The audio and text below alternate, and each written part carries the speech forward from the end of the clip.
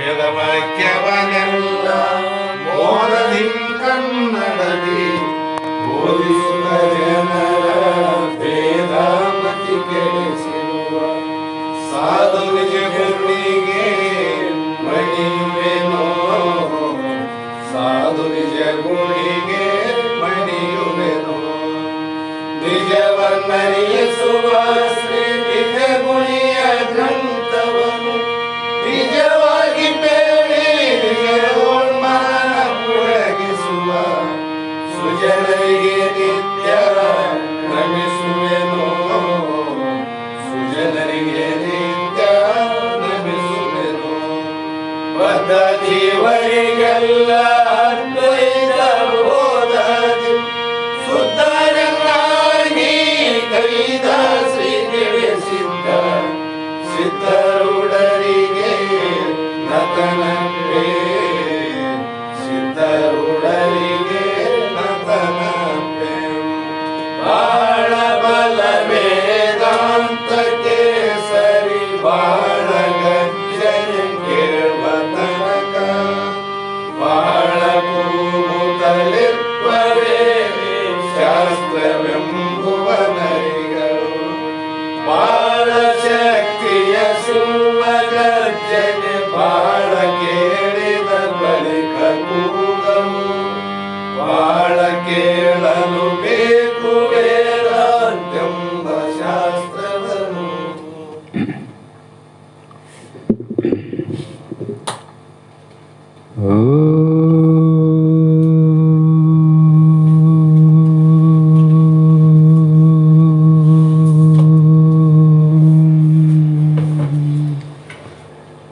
अनंत जन्म संप्राप्त कर्म बंध विदायिने आत्मा ज्ञान प्रदानेन तस्मै श्री गुरुवे नमः. सिद्ध सद्गुरुपादाब्जं जननी जनकस्त तत्तोपदेशकर्तारं नत्वा भक्तिपुरस्सरम्. जगदादि जगद्गुरु ಸಿದ್ಧಾರೂಢ ಮಹಾಸ್ವಾಮಿಗಳ ಪಾದಪದ್ಮಗಳಿಗೂ ಆರೂಢ ಜ್ಯೋತಿ ಶಿವಪುತ್ರ ಮಹಾಸ್ವಾಮಿಗಳ ಶ್ರೀಪಾದಗಳಿಗೂ ಶ್ರೋತ್ರಿಯ ಬ್ರಹ್ಮನಿಷ್ಠ ಬ್ರಹ್ಮಲೀನ ಸದ್ಗುರು ಬಸವಾನಂದರ ಚರಣ ಕಮಲಗಳಿಗೂ ಅನಂತ ದೀರ್ಘ ದಂಡ ಪ್ರಣಾಮಗಳನ್ನು ಸಮರ್ಪಿಸಿ ಸದ್ಗುರು ಸಿದ್ಧಲಿಂಗಪ್ಪ ತಾತ ಕಪಗಲ್ ಇವರನ್ನು ಮನದೋಳು ಸ್ಮರಿಸಿ ತಮ್ಮೆಲ್ಲರಿಗೂ ವಂದಿಸಿ ಈ ದಿನ ಶ್ರೀ ನಿಜಗುಣ ಯೋಗಿಗಳು ರಚಿಸಿದಂಥ ಪರಮಾನುಭವ ಬೋಧ ಎನ್ನುವ ಗ್ರಂಥದ 1ನೆಯ ಸಂಧಿಯ 8ನೆಯ ಸೂತ್ರ ಇಂದಿನ ಆಧಾರದ ವಿಷಯವಾಗಿದ್ದು, ಯಾವ 7ನೆಯ ಸೂತ್ರದಲ್ಲಿ ಕೊನೆಗೆ ಹೇಳಿದರೆ ಅರುವಿಂದೇ ನೋಡಲ್ಕೆ ಖುಷಿಯಾಗಿ ತಾನು ಆ ಅನಾದಿತರದಿಂದೇ ಮರಳಿ ಕಾಣಿಸದೆಂದು ಪರಿಪಟ್ಟು ಕೋಪದು ಅದರಿಂದ ಅನೃತ ಎಂದು ಅರಿಯುವುದು ಮೈತ್ರಿ ನೀನದರಿಂದ ಅಂತ ಒಳ್ಳೆ ಸೂತ್ರದ ಕೊನೆ ನುಡಿಯಲ್ಲಿ ಹೇಳಿದರು. ಎಲ್ಲಿವರೆಗೂ ಈ ಗುರುಶಾಸ್ತ್ರಾದಿಗಳಿಂದ ಮತ್ತು ಸ್ವಾನುಭಾವದಿಂದ ಹುಟ್ಟಿದಂಥ ಜ್ಞಾನವನ್ನು ನೋಡಿದಾಗ ಅಜ್ಞಾನ ಎಲ್ಲಿಯೂ ಕಾಣೋದಿಲ್ಲ. ಅಜ್ಞಾನ ಯಾವಾಗ ಕಾಣಂಗಿಲ್ಲ ನಮಗ? ಗುರುಶಾಸ್ತ್ರಾದಿಗಳಿಂದ ಸ್ವಾನುಭಾವ ಹುಟ್ಟಬೇಕು. ಮತ್ತೆ ಸ್ವಾನುಭಾವ ಹುಟ್ಟಿದಾಗ ಅಜ್ಞಾನ ಅನ್ನುವಂಥದ್ದು ಇಲ್ಲೇ ಇಲ್ಲ. ಹಾಗಾಗಿ ಆ ಒಂದು ಜ್ಞಾನ ಕಾಲದಲ್ಲಿ ಪುನಃ ಆ ಒಂದು ಅಜ್ಞಾನ ಅನ್ನುವಂಥದ್ದು ಮತ್ತೆ ಸಮೀಪನೂ ಬರಂಗಿಲ್ಲ. ಯಾಕೆ ಬರಂಗಿಲ್ಲ? ಸ್ವಾನುಭಾವದ ಸುಖ ನಾನೇನು ಬಲ್ಲೆನೆಯ. ಆವಾಗ ಮೊದಲು ಬಂದು ಹೋದದ್ದು ಕೂಡ ಈಗ ಬರೋದೇ ಇಲ್ಲ ಅವರಿಗೆ. ಆ ಕಾರಣ ಏನು ಅಂದರೆ, ದೀಪವನ್ನು ಹಿಡಿಯಲು ಕತ್ತಲು ಹೋಗುವುದು. ದೀಪವನ್ನು ಹಿಡಿಯಲು ಕತ್ತಲು ಹೋಗ್ತದ, ದೀಪ ತೆಗೆದ್ರೆ ಮತ್ತೆ ಕತ್ತಲು ಬರ್ತದ. ಆದರೆ ನಿನ್ನ ಸ್ವರೂಪದ ಪ್ರಕಾಶ ಏನದ, ಆ ಬೆಳಕು ಯಾವಾಗಲೂ ಆದ ಅಂದ್ರೆ ಅಲ್ಲಿ ಬರಕ್ ಸಾಧ್ಯನಿಲ್ಲ ಅಂತ. ಆ ಬೆಳಕಿಲ್ಲ ಅಂದ್ರೆ ಬರ್ತದ, ಬೆಳಕಿಲ್ಲ ಅಂದ್ರೆ ಬರ್ತದ, ಇಲ್ಲಂತಲ್ಲ. ಬೆಳಕು ಈಗ ಆಗ್ಯದಲ್ಲ, ಮೊದಲು ಗೊತ್ತಿದ್ದಿಲ್ಲ ಬೆಳಕು. ಈಗ ಅದರಂತೆ ಸಾಮಾನ್ಯ ಉದಾಹರಣೆಗೆ ಹೋದಾಗ ಕರೆಂಟ್ ಹೋಯಿತು ಅಂತ ಹಿಡ್ಕಾರಿ. ಕರೆಂಟ್ ಹೋದಾಗ ಬರೇ ಕತ್ತಲು, ಏನು ಕಾಣೋದಿಲ್ಲ. ಆದರೂ ಕೂಡ ಮನೆಯಲ್ಲಿ ಇಟ್ಟಂತ ಯಾವುದ ಕಡ್ಡಿ ಪೆಟ್ಟಿಗೆ ಮುಂಬತ್ತಿ ಅದನ್ನು ಹುಡುಕ್ಯಾಂತ ಹೋಗಿ ಮೊದಲು ಕಡ್ಡಿ ಪೆಟ್ಟಿಗೆ ತಾಂತೀವಿ ನಾವು, ಹೌದಲ್ರಿ? ಅನುಭವಕ್ಕಾದಲ್ಲ ಸ್ವಾನುಭಾವ. ಕಡ್ಡಿ ಪೆಟ್ಟಿಗೆನ ನಾವು ಹುಡುಕಿ ಆಮೇಲೆ ಹಚ್ತೀವಿ. ಅಂದ್ರೆ ನಿನಗ ಮನೆಯಲ್ಲಿ ಕತ್ತಲಿದ್ರು ಕೂಡ ನಿನ್ನಲ್ಲಿ ಬೆಳಕಾದಿಲ್ಲ. ಆ ಅರಿವು ಇದ್ದಿಲ್ಲ ಅಂದ್ರೆ ನೀ ಕಡ್ಡಿ ಪೆಟ್ಟಿಗೆ ಎಲ್ಲಿ ತೊಂತಿದ್ದಿ. ಆದ್ರೆ ನೀನೇನ್ ತಿಳ್ಕೊಂಡಿದ್ದಿ, ನನ್ನಲ್ಲಿ ಅರಿವಿಲ್ಲ ಅಂತ. ಹಿಂಗೆ ಆಗ್ಯದ ಜಗತ್ತಿನ ಕಥೆ. ಆನಂತರ ದೀಪ ಕತ್ತಲ್ದಾಗ ದೀಪ ಸಿಕ್ತಿಲ್ಲ ನಮಗೆ. ಅದರಂತೆ ಅಜ್ಞಾನ ಅನ್ನುವಂಥದ್ದು ಇಲ್ಲವೇ ಇಲ್ಲ. ಅದು ಹೇಗೆ ಅಂದರೆ ಅರಿವಿನಿಂದ ನೋಡಲ್ಕೆ, ವಿಚಾರ ಮಾಡಿ ನಮ್ಮ ಸ್ವರೂಪ ಏನಂತ ನೋಡಿದಾಗ ಮೈತ್ರಿ ಅದು ಇಲ್ಲವೇ ಇಲ್ಲ ಅಂತ ಹೇಳಿ ಮುಂದೆ 8ನೇ ನುಡಿ ಸೂತ್ರದಲ್ಲಿ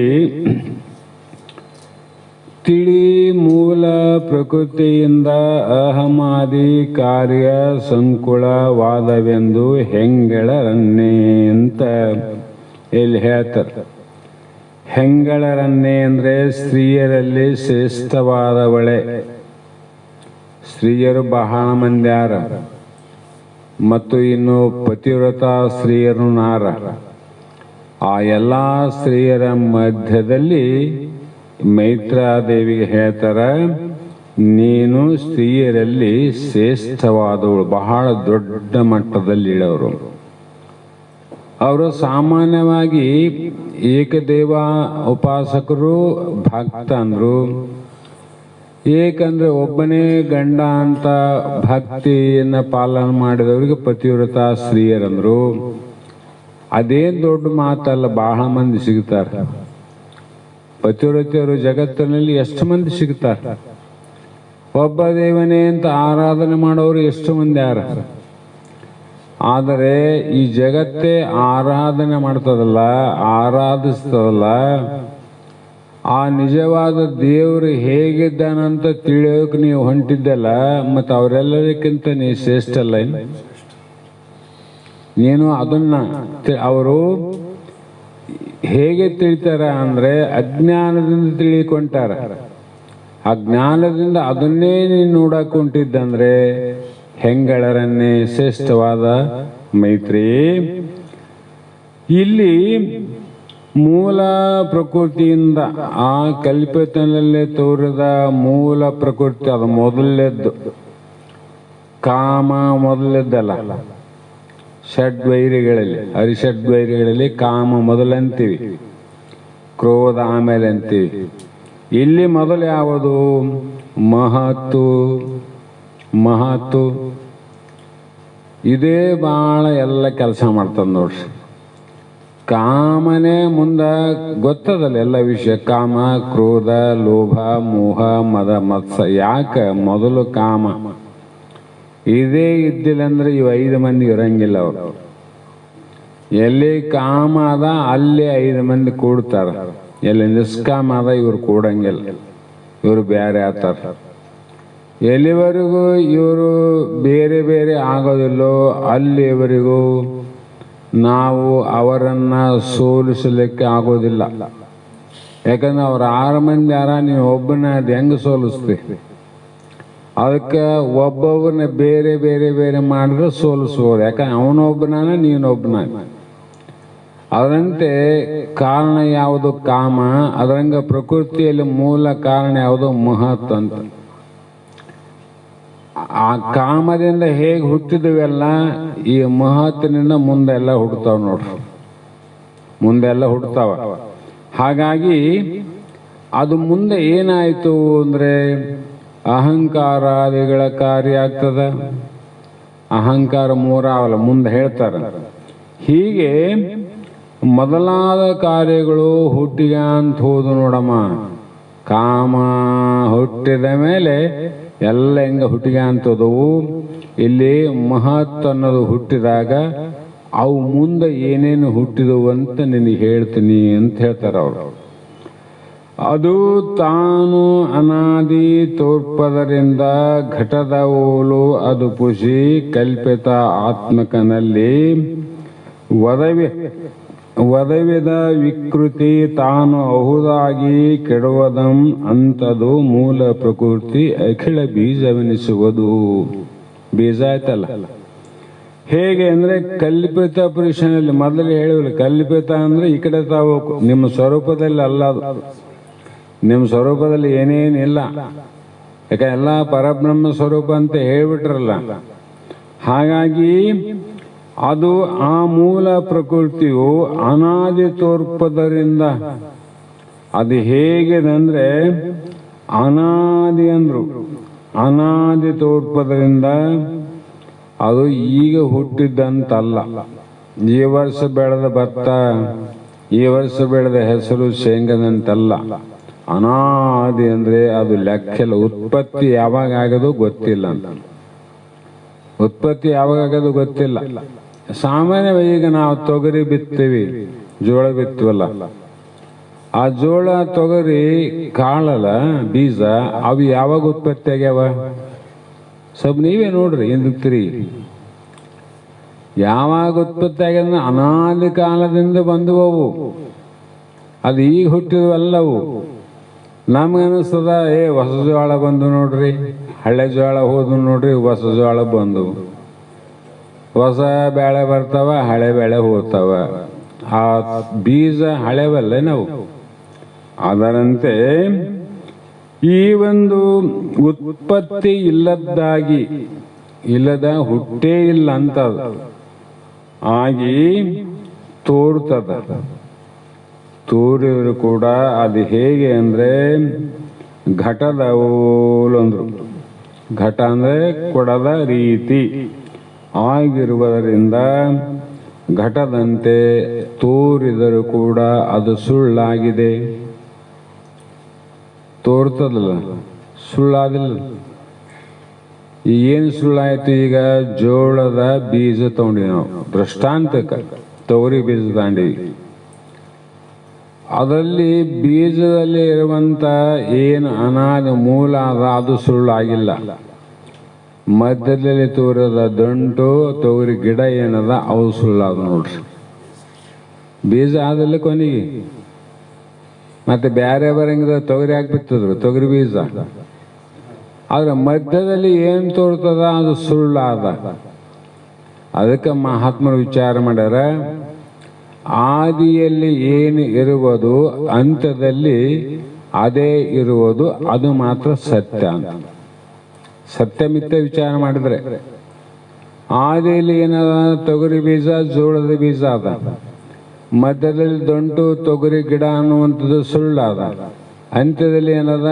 ಮತ್ತೆ ಜೋಳದ ಬೀಜ ಅದ, ತೊಗರಿ ಬೀಜನಾದ. ಅದರಂತೆ ಮೊದಲು ಇರ್ತಕ್ಕಂಥದ್ದು ಅನಾದಿ ಯಾವುದು? ಆಧಾರವಾಗಿರ್ತಕ್ಕಂಥದ್ದು ಯಾವುದು? ಬ್ರಹ್ಮ ಮೊದಲಾದಿಲ್ಲ. ಮತ್ತೆ ಅಂತ್ಯದಲ್ಲಿ ಅದು ಇರೋದಲ್ಲ. ಮಧ್ಯದಲ್ಲಿ ತೋರ್ತಕ್ಕಂಥದ್ದು ಕೊಡ ಅಂತಕ್ಕದ್ದು ಏನಾದಲ್ಲ ಮಣ್ಣಿನಾಗ, ಅದು ಸುಳ್ಳಾದಿಲ್ಲ.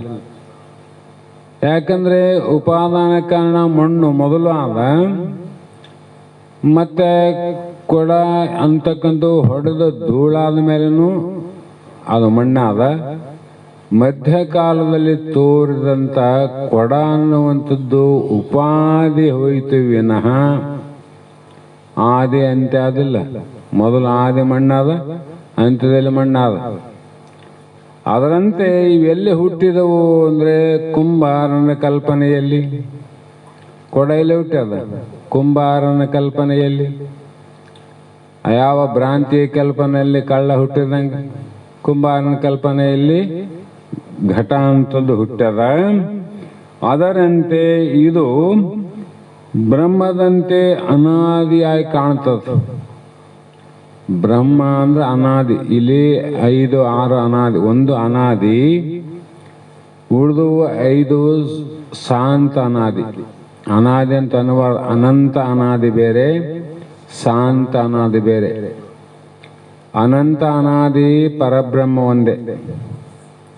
ಏಕಂ ಏವಂ ಅದ್ವಿತೀಯಂ ಪರಬ್ರಹ್ಮಂತ ಡಂಗರು ಸಾರ್ಥ ಬಂದದಲ್ಲ ಇಲ್ಲಿ. ಎಲ್ಲರ ಅನುಭವಕ್ಕನಾದ ಶಾಸ್ತ್ರ ಕೇಳಿದವರಿಗೆ, ಶಾಸ್ತ್ರ ಕೇಳಿದ್ರಿಗೆ ಎಂಥವ್ರಿಗೂ ಅನುಭವಕ್ಕೆ ಬರ್ತದ? ಅಂತಃಕರಣ ಶುದ್ಧ ಇದ್ದವರಿಗೆ. ಅಂತಃಕರಣ ಶುದ್ಧ ಇರಬೇಕು. ಅಲ್ಲಿ ಕೆಲವೊಂದು ತ್ರಿಪುಟಗಳು ಇರಬೇಕು. ಕೇಳುವ ದ್ವಂದ್ವ ಇರಬೇಕು, ಕೇಳಿದ್ದನ್ನು ಗ್ರಹಣ ಮಾಡುವಂಥದ್ದು ಇರಬೇಕು, ಗ್ರಹಣ ಮಾಡಿದ್ದನ್ನು ಮತ್ತೆ ಹೇಳುವಂಥ ಅಥವಾ ಅನುಭವ ಮಾಡುವಂಥ ತಾಕತ್ತಿದ್ದಾಗ ಮಾತ್ರ ಅದು ತಿಳಿತದೆ ನೋಡ್ರಿ. ಬೇಕಿಲ್ಲ? ಹಾಗೇನೆ ಅದು ಅನಾದಿ. ಯಾವುದು? ಅನಂತ ಅನಾದಿ ಬ್ರಹ್ಮ, ಶಾಂತ ಅನಾದಿ. ಇವು ಯಾವಾಗ ಹುಟ್ಟೇವಂದ್ರೆ ಗೊತ್ತೇ ಇಲ್ಲಲ್ಲ. ಯಾವುದು? ಮಾಯೆ ಅನ್ನುವಂಥದ್ದು, ಮಹಾತತ್ವ ಅನ್ನುವಂಥದ್ದು, ಜಗತ್ತನ್ನುವಂಥದ್ದು, ಈಶ್ವರ, ಇವನು ಜೀವ. ನಾವು ಯಾವಾಗಲಿಂದ ಹುಟ್ಟಿವಿ ನಾವು? ಇವು ಭಾಳ ತೊಗರಿ ಬೀಜ ಬಂದಂಗೆ ಬಂದೀವಿ ನಾವು, ಹೌದಿಲ್ಲ? ಜಗತ್ತಿಗೆಂದು ಉತ್ಪತ್ತಿ ಆಗ್ಯದ, ಅವತ್ತಿಂದ ಹುಟ್ತಾ ಬಂದೀವಿ ನಾವು. ಅಂದ್ರೆ ನಾವು ಅನಾದಲ್ಲ. ಆದರೆ ಈ ಶಿವ ಜೀವ ಜಗತ್ತೇನದ, ಈ ಮಾಯೆ ಏನದ, ಇದು ಗುರುಶಾಸ್ತ್ರಾದಿಗಳಿಂದ ನಮ್ಮಲ್ಲಿ ಅಭೇದ ದರ್ಶನದ ಅರಿವು ಯಾವಾಗ ಆಗ್ತದ, ಇವರೆಲ್ಲರೂ ಹೋಗಿಬಿಡ್ತಾರ. ಯಾರ್ಯಾರು ಹೋದ್ರು? ಅನಂತ ಕಾಲದಿಂದ ಬಂದಂತ ಶಿವವೋದ ಜೀವವೋದ ಜಗತ್ತೋಯ್ತು, ಮಾಯೆ ಅಂತೂ ಖುಷಿಯಾಗೋಯ್ತು. ಅದಕ್ಕೆ ಏನನ್ಬೇಕು? ಇವನು ಅನಾದಿನೇ, ಶಾಂತ ಅನಾದಿ, ಅಳತಿಗೆ ಬಂದು ಅಂತ ನೇ ತಿಳಿತಾನ ಇರ್ತಾರ. ತಿಳಿದಾಗ ಇಲ್ಲಂಗ ಆಗ್ತಾರ. ಅದಕ್ಕೆ ಎಷ್ಟೇ ಅನಾದಿ ಅಂತಿದ್ರು ಕೂಡ ಬಹಳ ಜ್ಞಾನಾಗ್ನಿ ಅಂತ ಹೇಳ್ತಾರಲ್ಲ. ಹಳೇ ಬಣೆ ಮ್ಯಾದ ಹೊಸ ಬಣೆ ಮ್ಯಾದ 100 ವರ್ಷದ 100 ದಿನದ 100 ವರ್ಷದ ಒಂದು ಗಿಡ ಆದಂದ್ರೂ ಕೂಡ, ಹೊಸ ವರ್ಷದ ಗಿಡ ಅಂದ್ರೂ ಕೂಡ, ಎರಡೂ ಗಿಡವನ್ನ ಸುಡುವಂತ ಶಕ್ತಿ ಅಗ್ನಿಗ ನೋಡ್ರಿ. ಬೆಂಕಿಗೆ ಹಾಕಿದ್ರೆ ಹಳೆ ಸುಟ್ಟು ಹೊಸದು ಬಿಡ್ತದೇನು? ಹೊಸದು ಬಿಟ್ಟು ಹಳೆ ಸುಡಂಗಿಲ್ಲ, ಎಲ್ಲವನ್ನು ಸುಟ್ಟು ಊದೆ ಮಾಡ್ತದ. ಅದರಂತೆ ಇಲ್ಲಿ ಕೂಡ ಇದು ಮಹತ್ತು ಅಥವಾ ಕಲ್ಪಿತ ಅನ್ನುವುದು ಅನಾದಿಯಾದರೂ ಶಾಂತವಾಗಿರುತ್ತದೆ. ಅಂದ್ರೆ ತಿಳಿದ ಮೇಲೆ ಇದು ಇರೋದಿಲ್ಲ. ಅರ್ಥ ಏನಾಯ್ತು? ತಿಳಿತನ ಇರ್ತದಂತ ಅರ್ಥ ಆಯ್ತು.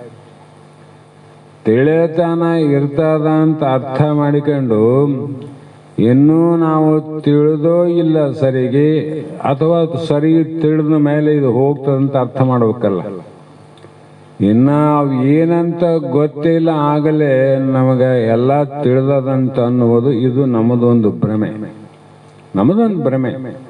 ತಿಳಿದಿಲ್ಲ ಅಂತಲ್ಲ, ಎಲ್ಲರಿಗೂ ಹಂಗೆ ಅಂತ ಹೇಳಕ್ ಬರಂಗಿಲ್ಲ. ಅಧಿಕಾರ ತಾರತಮ್ಯ ಆದಿದು.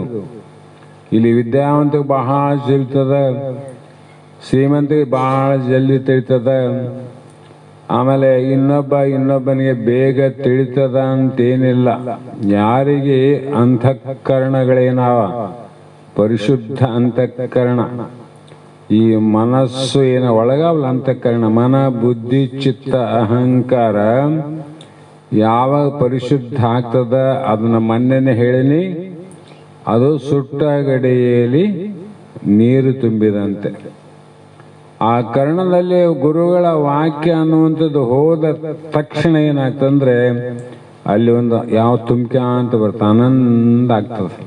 ಹಾಗಾಗಿ ಅವ್ರು ನಿಜಗುಂಡ್ರು ಹೇಳಿದ್ರಲ್ಲ, ನಿಜಗುಂಡ್ರು ಸರ್ಪಭೂಷಣ ಪರಿಪಕ್ವ ಹೃದಯದವರಿಗಲ್ಲದೆ ಬರಿದೆ ಬೋಧಿಪನೆಂಬ ಭ್ರಮೇಕೆ ಮರುಳೆ ಮನುಜ. ಯಾರಿಗೆ ಹೇಳಿದ್ರಿ ಮಾತು? ಬಸವನಂದ ಕೇಳ್ತದೆ, ಯಾರಿಗೆ ಹೇಳಿದ್ರು ಸರ್ಪಭೂಷಣರು? ಇದು ಕೇಳೋರಿಗೆ ಹೇಳಿಲ್ಲ ತಮ್ಮ, ಹೇಳೋರಿಗೆ ಬಿಟ್ಟರ ಹೇಳೋರಿಗೆ ಸ್ವಲ್ಪ ಅರ್ಥ ಮಾಡ್ಕೋಬೇಕಂತಿರ. ಹೇಳೋರಿಗೆ ಹೇಳಿದ್ದು ಮಾತು ಪರಿಪಕ್ವ ಹೃದಯದವರಿಗಲ್ಲದೆ, ಯಾರಿಗೆ ಅಂತಃಕರಣ ಸ್ವಚ್ಛ ಇಲ್ಲಂತ ಮುಮುಕ್ಷುಗಳಿಗೆ, ಆಮೇಲೆ ಸಾಧಕರಂತ ಬಂದರೂ ಕೂಡ ಅವರ ಅಂತಃಕರಣ ಸ್ವಚ್ಛ ಆಗೋದು ಇಲ್ಲೋದನ್ನು ನೋಡು. ಅದು ನೋಡ್ಲಾರ್ದ ಬರಿದೆ ನಾನು ಹೇಳಕ್ಕೆ ಬರ್ತದಂತ ಪಂಡಿತ್ವದಿಂದ ನೀ ಏನಾದರೂ ತಿಳ್ಕೊಂಡು ಹೇಳಕ್ ಹೋದ್ರೆ ಅದು ಹೇಳೋ ಒಂದು ಭ್ರಮೆ ಅಂದ್ರು. ಕೇಳೋರಿಗೆ ಆ ಭ್ರಮೆ ಅದ, ಹೇಳೋರಿಗೆ ಈ ಭ್ರಮೆ ಅದ. ಇನ್ಯಾರಿಗೆ ಅದಂತ ಇದರ ಸ್ವರೂಪಾನಂದ. ಅಧಿಕಾರಿಗಳಿಗೆ ಮಾತ್ರ ಸ್ವರೂಪಾನಂದ ಅಂತ ಎಲ್ಲ ನಡ್ಕೊಂಡು ಹೇಳೋದು. ಈ ರೀತಿ ಅದು ನಾನಾ ವಿಕೃತಿ ರೂಪದೇ ತೋರಿ ಪರಿಣಮಿಸಿದೊಡೆ ಮೊದಲು ಮಹತ್ತೆಂಬುದು ಸುದತಿ ಕೇಳಿದು ಇಂತಿಹದು ತಾನು ಅಹಂತ್ರಿತ ದಯದ ತೋರ್ಕೆಗೆ ಆದಿ ಕಾರಣವಕ್ಕೂ. ಮೂಲ ಕಾರಣ ಯಾವುದಂದ್ರೆ ಮೈತ್ರಿಯ ಕೇಳು. ಅದು ಅಂದ್ರೆ ಆ ಪ್ರಕೃತಿ ಅಂತ ಹೇಳಲ್ಲ ಮೊದಲು. ಅದು ನಾನಾ ವಿಕೃತಿ ರೂಪದೆ ಅನೇಕ ವಿಕಾರವನ್ನು ತಾಳಿ ಅದು ಪೂರ್ವ ರೂಪವನ್ನು ಬಿಟ್ಟು ಉತ್ತರ ರೂಪವನ್ನ ಹೊಂತ ಹೋಗಲು. ಯಾವುದೇ ವಸ್ತು ಪೂರ್ವ ರೂಪ ಬಿಟ್ಟಾಗ ಉತ್ತರ ರೂಪ ಬರ್ತದೆ. ಮಣ್ಣು ತನ್ನ ಪೂರ್ವ ರೂಪ ಅದ, ಅಥವಾ ಯಾವುದೊಂದು ಬೀಜ ಮೊದಲು ಪೂರ್ವ ತೊಗರಿ ರೂಪ ಅದಲ್ಲ, ಅದು ಮತ್ತೆ ಉತ್ತರ ರೂಪ ಬರ್ಬೇಕಾದ್ರೆ ಬದಲಾವಣೆ ಆದ ಮಾತ್ರ ಉತ್ತರ ರೂಪ ಆಗ್ತದೆ. ರೂಪಾಂತರ ಆಗ್ಬೇಕಾಯ್ತು ಅಂದ್ರೆ ಏನ್ರಿ, ನಮಗೆ ತುಪ್ಪ ಆಗಬೇಕು ಅಂತ ಅಚ್ಛಾದ, ತುಪ್ಪ ಆಗಬೇಕು. ತುಪ್ಪ ಆಗಬೇಕಾದ್ರೆ ಹಾಲು ಬೇಕು. ಹಾಲಿದ್ರೆ ತುಪ್ಪ ಆಗ್ತದೇನು? ಹಾಲು ಕೆಡಲಾರದು ತುಪ್ಪ ಆಗಂಗಿಲ್ಲ. ಹಾಲು ರೂಪಾಂತರ ಅಂದ್ರೆ ಬದಲಾವಣೆ ಅಂತ ಪರಿಣಮಿಸುವುದು. ಬದಲಾವಣೆ, ರೂಪಾಂತರ, ವಿಕಾರ ಇವೆಲ್ಲ ಶಬ್ದಗಳು ಬೇರೆ ಆದ್ರೂ ಅರ್ಥ ಒಂದೇ. ಹಾಲು ತನ್ನ ಮೊದಲಿನ ರೂಪವನ್ನ ಕೆಟ್ಟ ಮೇಲೆ ಅದು ಏನಾಗ್ತದೆ ಅಂದ್ರೆ ಮೊಸರು ಆಗ್ತದೆ. ಮೊಸರು ತನ್ನ ಮೂಲ ರೂಪವನ್ನ ಕೆಟ್ಟಾಗ ಅದು ಮಜ್ಜಿಗೆ ಆಗ್ತದೆ. ಆ ಮಜ್ಜಿಗೆನ ಕೆಡದಾಗ ಆ ರೂಪವನ್ನು ತ್ಯಜಿಸಿ ಬೆಣ್ಣೆ ಆಗ್ತದೆ. ಆ ಬೆಣ್ಣೆ ತನ್ನ ಮೂಲ ರೂಪವನ್ನು ಬಿಟ್ಟಾಗ ಮಾತ್ರ ತುಪ್ಪ ಆಗ್ತದೆ. ಬೆಣ್ಣೆ ಇರಬೇಕು, ತುಪ್ಪ ಆಗ್ಬೇಕಂದ್ರೆ ಆಗೋದಿಲ್ಲ. ಮಜ್ಜಿಗೆ ಇರಬೇಕು, ಬೆಣ್ಣೆ ಇರಬೇಕು ಅಂದ್ರೆ, ಹಾಲು ಇರಬೇಕು, ಮೊಸರು ಇರ್ಬೇಕಂದ್ರೆ ಒಂದು ಕೆಟ್ಟರೆ ಒಂದು ಆಗ್ತದೆ. ಅದೇ ರೀತಿ ಇಲ್ಲಿ ಅನೇಕ ರೂಪವಾಗಿ ಒಂದೇ ಹಾಲು ಅನೇಕ ರೂಪ ಆಯ್ತಿಲ್ಲ. ಅದರಂತೆ ಮೊದಲು ಪ್ರಕೃತಿಯ ಕಾರ್ಯಕ್ಕೆ ಅಭಿಮುಖವಾಗಲು ಅದು ಮಹತ್ ಎಂಬ ಹೆಸರನ್ನು ಪಡೆಯುತ್ತದೆ. ಮಹತ್ ಅಂದ್ರೆ ಅದಕ್ಕೆ ಅದು ಹೇಗೆ ಅಂದ್ರೆ ಗೊತ್ತದ. ಮಹತ್ ಅಂದ್ರೆ ರೈತರು ಅದಕ್ಕೆ ಮೂಗಂತಿದ್ರು. ಜೋಳಕ್ಕ ನೋಡ್ರಿ, ಎಷ್ಟೇ ನೀವು ಅದನ್ನ ಸಂಸ್ಕರಣ ಮಾಡಿದ್ರು ಕೂಡ ಅದು ಮೂಗುಗೇನ ಹೋಗಿತ್ತಂದ್ರೆ ಒಳಗೆ ಅದು ಭೂಮಿಯಲ್ಲಿ ಹಾಕಿ ಎಷ್ಟು ಪ್ರಯತ್ನ ಮಾಡಿದ್ರು ಕೂಡ ಅದ್ರ ಮೊಳಕೆ ಹುಟ್ಟಂಗಿಲ್ಲ. ಜೋಳದ ಬೀಜ ಹಂಗೆ ಇರ್ತದ, ನೋಡಕ್ಕೆ ಏನು ಎಷ್ಟು ಚಂದ ಇರ್ತದ. ದೊಡ್ಡ ದೊಡ್ಡ ದಪ್ಪನ ಬೀಜ ಆರಿಸಿಟ್ಟಿರ್ತಾರ ಬಿತ್ತಕ್ಕಂತ. ಬೀಜ ಛಲ ಆದ್ರೆ ಮೂಗಿಲ್ಲ ಅಂದ್ರೆ ಅಂಕುರ ಆಗುವುದು ಎಲ್ಲಿ? ಇಡೀ ಜೋಳದಲ್ಲ, ಒಂದು ಸಣ್ಣ ಅದು ಮೂಗಿನಲ್ಲಿ. ಹಾಗಾಗಿ ಅದರಂತೆ ಅಭಿಮುಖವಾಗಲು ಏನಾಯಿತು, ಅದು ಮಹತ್ತೆಂಬ ಹೆಸರು ಪಡಿತು. ಸ್ತ್ರೀಯಳು ಗರ್ಭಧಾರಣ ಮಾಡುವುದರಿಂದ ಆಕೆಗೇನು ಬಂತು, ಮೊದಲು ಸ್ತ್ರೀ ಅಂತಿದ್ರು, ಒಂದೇ ಹೆಸರಿತ್ತು. ಗರ್ಭ ನಿಂತಿತು, 4-6 ತಿಂಗಳ ಹೊಟ್ಟೆಯಲ್ಲಿ ಇದ್ಲು ಅಂದರೆ ಆಕೆ ಗರ್ಭಿಣಿ ಅಂತ ಹೆಸರು ಬಂತು ನೋಡಿ, ಗರ್ಭಿಣಿ. ಮತ್ತು ಯಾರಲ್ಲಿ ಹುಟ್ಟದ, ತಾಯಿಯಲ್ಲಿ ಹುಟ್ಟದ, ಸ್ತ್ರೀಯಲ್ಲಿ. ಮತ್ತು ಆಕೆಗೆ ಸ್ತ್ರೀನೇ ಅನ್ನಬೇಕು, ಗರ್ಭಿಣಿ ಅಂತ ಯಾಕೆ ಅನ್ನಬೇಕು, ಗರ್ಭಿಣಿ ಅಂತೀವಿಲ್ಲ. ಯಾಕಂದ್ರೆ ಅಲ್ಲಿ ವಿಕಾರ ಆಗ್ಯದ. ವಿಕಾರ ಸ್ತ್ರೀ ರೂಪವನ್ನ ಕೆಟ್ಟು ಗರ್ಭಿಣಿ ರೂಪವನ್ನು ತಾಳದೀಗ. ಅದಕ್ಕೆ ಮೂಲ ಪ್ರಕೃತಿ ತಾನು ಉತ್ಪತ್ತಿ ರೆಡಿ ಆದ್ಮೇಲೆ ಮಹತ್ವ ಅಂತ ಆಯ್ತು. ಆದ ನಂತರ ಪ್ರಕೃತಿಯು ಅಹಂಕಾರ ಗರ್ಭಿಸಿಕೊಂಡಿದ್ದರಿಂದ ಅಲ್ಲಿ ಏನದ, ಅಹಂಕಾರ ಅನ್ನುವಂಥ ಒಬ್ಬ ಮಗು ಆದಲ್ಲಿ ಕೂಸಾದ ಗರ್ಭದ ಒಳಗ ಇದ್ದ ಕಾರಣ ಆ ಮಹತ್ವ ಏನಾಯಿತು, ಆ ಹುಟ್ಟಿದ ಮೇಲೆ ಮುಂದ ಅವನಿಂದ ಏನಾದವು, ವೈಕಾರಿಕ ಅಹಂಕಾರ, ತೈಜಸ ಅಹಂಕಾರ, ಭೂತಾದಿ ಅಹಂಕಾರ ಎಂಬ 3 ಜನಿಸುತ್ತವೆ. ಅದು ಬಿಡೋಣ, ನೇರವಾಗಿ ಉದಾಹರಣೆಗೆ ಹೋದರೆ ಒಬ್ಬ ಸ್ತ್ರೀನೇ ಗರ್ಭಿಣಿ ಆದಾಗ ಗರ್ಭವತಿ ಗರ್ಭಿಣಿ ಅಂದ್ವಿ. ಆಕೆ ಒಮ್ಮೆಲೆ 3 ಮಕ್ಕಳು ಹಡದಂತ ಹಡದ್ರ ಯಾರಿಲ್ಲ, ಅವಳ ಜೀವಳೆಲ್ಲ ಇಲ್ಲಿ 3 ಅಂತ ತಗೊಂಡು 3 ಮಕ್ಕಳು ಹುಟ್ಟಿದ ಮೇಲೆ 3 ಒಂದೇ ಪ್ರಕಾರ ಇರ್ತಾರೆ. ಒಂದೇ ಪ್ರಕಾರ ಹೆಂಗಿಲ್ಲ, ಒಬ್ರು ಗುಣ ಒಂದು ಬೇರೆ, ಒಬ್ರದ್ದು ಒಂದು ಬೇರೆ, ಒಬ್ರದ್ದು ಒಂದು ಬೇರೆ. ಅದ್ರಾಗ 2 ಗಂಡು ಇರ್ಬೋದು, 1 ಹೆಣ್ಣು ಇರ್ಬೋದು, ಇಲ್ಲ 2 ಗಂಡು ಇರ್ಬೋದು, 1 ಹೆಣ್ಣು ಇರ್ಬೋದು. ಕಾರಣ ಆಯ್ತಿಲ್ಲ, ಎಲ್ಲಿಗೆ, ಸಂಸಾರಕ್ಕೆ ಕಾರಣ ಆದವು, ಪ್ರಪಂಚಕ್ಕೆ ಕಾರಣ ಆದವು. ಹಾಗೆ ಇಲ್ಲಿ ಆ ಗುಣಬುದ್ಧಿ ಮೇನ್ ಅವಗುಣ ಬುದ್ಧಿ ದುರ್ಗುಣ ಗುಣಬುದ್ಧಿಯು ಮಹತತ್ವ ಗುಣವಂತೆ ತಿಳಿ ಬಳಿಕ ಅದನ್ನು ಅನೃತ ಅಜ್ಞಾನ ಅನುರೂಪವ ಪ್ರಕೃತಿ ನಿಜವಂದು ಅಂತ ಮತ್ತೆ ಇಲ್ಲಿ ಯಾರು ಹುಟ್ಟಿದ್ರಪ್ಪ, ಅಹಂಕಾರ ಅನ್ನುವ ಬಂದು ಗರ್ಭದಲ್ಲಿ ಇವು 3 ಜನ ಒಟ್ಟಿಗೆ ಹುಟ್ಟಿದ್ರು. ಗುಣಬುದ್ಧಿ ಅಂದರೆ ಸತ್ವಗುಣ, ಮೇನ್ ಅವಗುಣ ಬುದ್ಧಿ ಅಂದರೆ ಇದಕ್ಕೆ ತಮೋಗುಣ, ಮತ್ತೆ ದುರ್ಗುಣ ಬುದ್ಧಿಗಳು ರಜಗುಣ. ಇವು 3 ಮಹತ್ವತ್ವದ್ದು ಅಂದ್ರು. ಯಾರು ಹುಟ್ಟೇವಿವು, ಆಯಾಮ ಹಡ್ದಾಳಂತಾರಲ್ರಿ. ಮತ್ತೆ ಆಯಾಮ ಹಡದಕ್ಕನ್ನು ಬಿಟ್ಟು ಬೇರೆನ್ನು ತೋರಿಸ್ತಾನೆ, ಈಕೆಗೆ ಹುಟ್ಟವಂತ ಹೇಳ್ತಾರೆ, ಯಾರನ್ನ ಆಕೆನೇ ಅಂತ ಹೇಳ್ಬೇಕು. ಅದೇ ಪ್ರಕಾರ ತಿಳಿ, ನೀನು ಅನ್ಯಥಾ ಜ್ಞಾನವನ್ನು ಮಾಡಬೇಡ ಅಂದರೆ ವಿಪರೀತ ಜ್ಞಾನಕ್ಕೆ ಹೋಗಿ ಯಾವ ಅನುರೂಪವು ಸೂಕ್ಷ್ಮ ತತ್ವವಾಗಿರುವುದೆಂದು ಆ ಪ್ರಕೃತಿ ನಿಜವೆಂದು ತಿಳಿದು ಮೂಲ ಪ್ರಕೃತಿಯು ಈ ವಿಚಾರ ದೃಷ್ಟಿಯಿಂದ ನಿಜವಾಗಿರುವುದೆಂದು ತಿಳಿ ಎಂದರು. ಅನೇಕ ಸದ್ಗುಣಗಳಿಂದ ಕೂಡಿದಂತ ಮೈತ್ರಿ ಕೇಳಂತಾರ. ಅನೇಕ ಸದ್ಗುಣ ಅಂದ್ರು, 1 ಅಲ್ಲ 2 ಅಲ್ಲ 3 ಅಲ್ಲ 4, ಅನೇಕ ಅಂದ್ರು. ಆ ಸದ್ಗುಣಗಳು ಅಂದ್ರೆ ಆಕೆಯಲ್ಲಿ ಒಂದು ದುರ್ಗುಣ ಇಲ್ಲ ಅಂತ ಅರ್ಥ ಆಯ್ತು. ದುರ್ಗುಣ ಇಲ್ಲದ ಸದ್ಗುಣದಿಂದ ಕೂಡಿದ ಮೈತ್ರಿಕೆಗಳು ಸತ್ವರಜ ತಮಗಳೆಂಬ 3 ಗುಣಗಳಿಂದ ಇದು ಕೂಡ್ಯದ ನೋಡ್ರಿ ಮಹತ್ವ. ಮತ್ತು ಅದರ ಕೂಡಿದಕ್ಕೆ ಹೊರಗೆ ಬಂದು ಅಂತ ವಿಪರೀತ ಜ್ಞಾನದ ಸೂಕ್ಷ್ಮ ಸ್ವರೂಪವಾಗಿರುವುದು ಆ ಪ್ರಕೃತಿ ವಿಕಾರವಾಗಿರುವುದು. ಆದ್ದರಿಂದ ತಿಳಿ ಬ್ರಹ್ಮದಂತೆ ನಿಜವಾದದ್ದು ಅಲ್ಲ. ಇವು ಸತ್ಯ ತಿಳಿಬೇಕಾಗಿದೆ ಈಗ. ಆದರೆ ಅಲ್ಲೇ ಉತ್ತರ ಹೇಳ್ತೀನಿ, ಮತ್ತೆ ಆ ಬ್ರಹ್ಮದಂತೆ ನಿಜ ಅಲ್ಲ. ಯಾಕೆ ತೋರಿ ಅಡಗ್ತಾವ, ನಿನ್ನ ಸ್ವರೂಪ ಜ್ಞಾನ ಆದಾಗ ಇಲ್ಲ ಅಂತವ, ಜ್ಞಾನ ಆಗ್ತಾನೆ ಇರ್ತಾವ. ಹಾಗಾಗಿ ಒಳ್ಳೆಯದನು ಅಹುದಲ್ಲ 2 ಉಳ್ಳಹನು ಎಂಬ ಈ ಅಹಂ ಎಲ್ಲಕ್ಕೆ ಬೀಜವಿಂತಿದು ಬೇರೆ ಇಲ್ಲವೆಂದೆನಿಸಿ ತೋರುವ ಬುದ್ಧಿ ತಾನೇ ತನ್ನಲ್ಲಿ ಮಹತ್ತೆಂದು ಎನಿಸುತ್ತಿರ್ಕೋ ಅಂದ್ರು.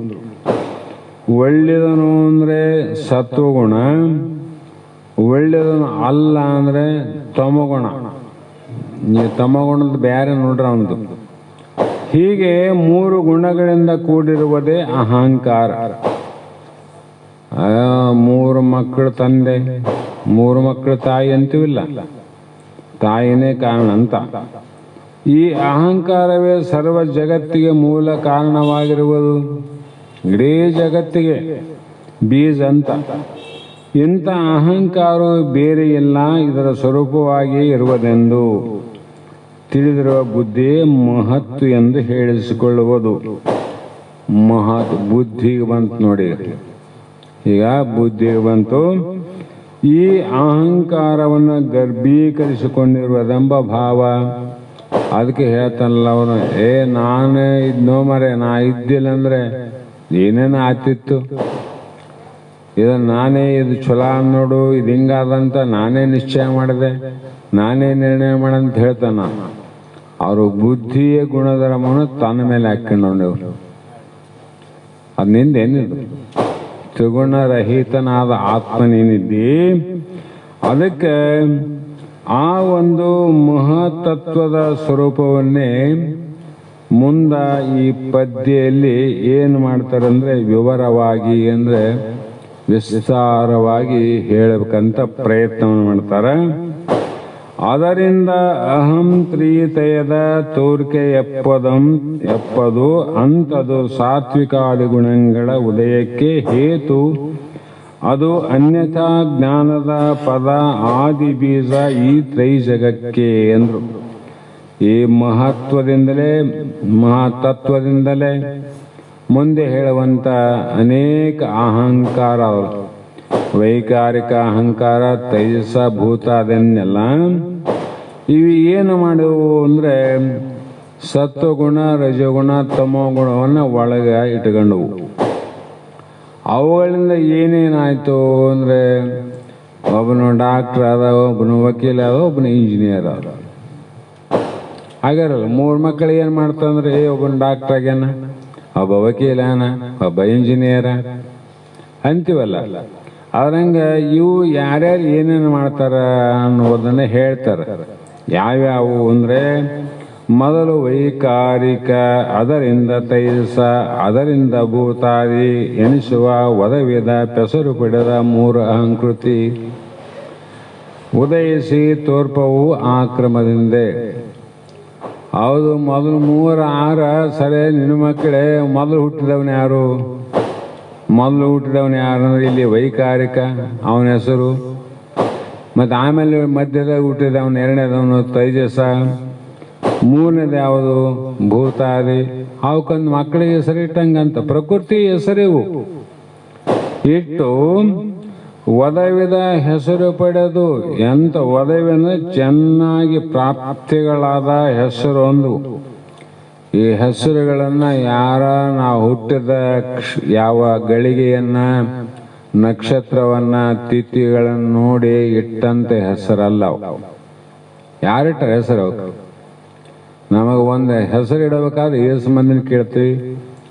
ಜನನಾಮ ಇದು ಬಂದದ, ದೇವತಾ ನಾಮ ಇದು ಬಂದದ, ಗುರುಬಲದಿಂದ ಈ ಹೆಸರು ಬಂದದ, ಎಲ್ಲ ಕೂಡಿ ಸೇರಿಸಿ ಒಂದು ಮಾಡಿ ಇಡ ಅಂದ್ಬಿಡ್ತೀವಿ ನಾವು. ಅಂದ್ರೆ ನಾವಿಟ್ಟದ್ದು ಒಬ್ಬರಿಗೆ ಸಲ್ಲಿರಬಾರ್ದಂತ ಎಲ್ಲ ಅರ್ಥ. ಹಾಗೆ ಮಹತ್ತಿನಿಂದ ಕ್ರಮವಾಗಿ ಹುಟ್ಟ ಬಂದರು ಇವರು. ಲಾಸ್ಟ್ ಮಗ ಅಂದ್ರೇನು? ಮೊದಲನೇದವನು ಹುಟ್ಟಿದ ಮೇಲೆ 2ನೇದವನು, 2ನೇದವನು ಆದ್ಮೇಲೆ ಕೊನೆಯವನು ಅಂತ ಅರ್ಥ ಇಲ್ಲ. ಮತ್ತೆ ಇಲ್ಲ ಕೊನೆಯವನು ಇಲ್ಲ ಮೊದಲೇದಾಗದ ನಾ ಹುಟ್ಟಿನಂದ್ರೆ, ಇಲ್ಲ ಸಣ್ಣವನೇ ಮೊದಲು ನಾ ಹುಟ್ಟಿನಂದ್ರೆ ಅದು ಹೆಂಗ ಕ್ರಮ ಇಲ್ಲೋ ಕ್ರಮ ಅದು. ಅದರಂತೆ ಇಲ್ಲಿ ವೈಕಾರಿಕ ಮೊದಲನೇದವನು, ತೈಜಸ 2ನೇದವನು, ಭೂತಾದಿ ಎಂಬ 3ನೇದವನು. ಈ 3 ಅಹಂಕಾರಗಳು ಉತ್ಪನ್ನವಾಗಿರುತ್ತವೆ, ಹುಟ್ಟಿರ್ತಾವಂದ್ರು. ಹುಟ್ಟ್ಯದ ಅಂದ ತಿಳ್ಕೊಕ ಶಾಸ್ತ್ರ ಇಲ್ಲೇ ನಾಶ ಆಗ್ತವನು. ಯದೃಶ್ಯಂ ತನ್ನಷ್ಟ. ಯಾವುದು ಜಗತ್ತಿನಲ್ಲಿ ಹುಟ್ಟಿ ತೋರ್ತದ ಅದೆಲ್ಲವೂ ನಾಶ ಆಗ್ತದೆ. ಏನಾದ್ರೂ ನೋಡಿ. ಮತ್ತೆ ಹುಟ್ಟಿ ತೋರಿ ನಾಶ ಆಗೋದ್ರ ಮೇಲೆ ಏನಾನ ಸ್ವಲ್ಪ ಆಸೆ ಅಂತ ನಮ್ಮ ಹೆಣ ಮಲಗಿಸ್ತಾವ ನೋಡ್ರಿ. ಕಾರಣ ಸಣ್ಣ ಉದಾಹರಣೆ ನಿಮಗೆಲ್ಲ ಗೊತ್ತಿದೆ. ಈಗ ಮನೆಯಲ್ಲಿ ನಾವು ಬಂಗಾರ ಬೆಳ್ಳಿ ದುಡ್ಡು ಬಹಳ ಗಳಿಸ್ತೀವಿ, ಬಹಳ ಶ್ರೀಮಂತಿಕೆಯಿಂದ. ಅವು ನಮ್ಮನ್ನ ಕಾಯ್ತವೋ ನಾವು ಅವುಗಳನ್ನ ಕಾಯ್ಬೇಕು? ನಾವೇನ್ ತಿಳ್ಕೊಂಡಿ ಅವು ನಮ್ಮನ್ನ ಕಾಪಾಡ್ತಾವಂತ ನಾವು ತಿಳ್ಕೊಂಡಿ, ಹೌದಿಲ್ಲ? ನಮ್ಮನ್ನ ಕಾಪಾಡ್ತಾವವು ಅಂತ ಇಷ್ಟು ಒದ್ದಾಡಿ 100 ವರ್ಷ ಆದ್ರೆ 70 ವರ್ಷ ಹಂಗೆ ಅನ್ನೋದೇ. ಬಾಯಲ್ಲಿ ಎಲ್ಲ ಬಿಟ್ಟವಪ್ಪ, ಆಗ ಇನ್ನೊಂದು ಚೂರ ಅದ, ಅದಷ್ಟಾದ್ರೆ ಆಯ್ತದ. ಅಲೆ ಅದು ಚೂರೇ ನಿನಗ ಬೀಜ ಆಗಿ ಮತ್ತೆ ಬಹುಕ್ ಕಾರಣ ಆಗ್ತದ. ಎಲ್ಲ ಬಿಟ್ಟು ಒಂದು ಚೂರು ಹಿಡಿದವಂದ್ರೆ ಅರ್ಥ ಏನದ? ಅದು ಒಳಗೆ ಬೀಜದ ಅಹಂಕೃತಿಯಾಗಿ ಹೆಂಗ ಒಳಗೆ ಸೇರ್ಕೊಂಡವ, ಒಳಗೆ ಸೇರವಂತ ಅರ್ಥ.